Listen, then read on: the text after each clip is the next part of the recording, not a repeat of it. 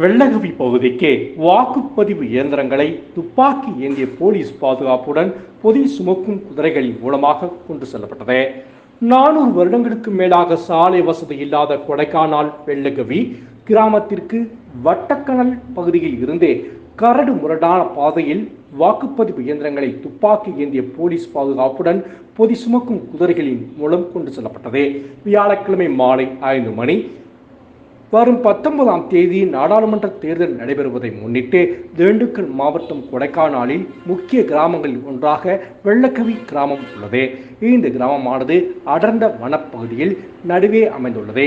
இந்த கிராமத்தில் சுமார் 400 ஆண்டுகளுக்கு மேலாக சாலை வசதி தற்போது வரை இல்லை. இதன் காரணமாக வெள்ளகவி கிராம மக்கள் அத்தியாவசிய பொருட்களை குதிரைகள் மற்றும் தலைசுமையாக சுமந்து சென்று தங்களது வாழ்க்கையை நகர்த்தி வருகின்றனர். மேலும் இந்த கிராமத்தில் வசிக்கும் கிராம மக்கள் வாக்களிக்கும் விதம் இந்த கிராமத்திலேயே வாக்குச்சாவடி மையம் அமைக்கப்பட்டுள்ளது. இந்த கிராமத்தில் 137 ஆண் வாக்காளர்களும் 127 பெண் வாக்காளர்களும் உள்ளிட்ட 264 மொத்த வாக்காளர்கள் உள்ளனர். இங்குள்ள வாக்குச்சாவடிக்கு கொடைக்கானல் வட்டக்கணல் பகுதியிலிருந்து கரடு முரடான பாதையில் சுமார் 9 கிலோமீட்டர் தொலைவிற்கு வாக்குப்பதிவு இயந்திரங்களை பொதி சுமக்கும் குதிரைகள் மூலமாக துப்பாக்கி ஏந்திய போலீஸ் பாதுகாப்புடன் வாக்குச்சாவடி அலுவலர்கள் கொண்டு சென்றனர். மேலும் வாக்கு இயந்திரங்களுக்கு பாதுகாப்பாக திண்டுக்கல் மாவட்டம் நக்சல் தடுப்பு சிறப்பு காவலர்களும் இவர்களுடன் தொடர்ந்து வாக்குச்சாவடி அலுவலர்களும் 6 நபர்கள் சென்றனர்.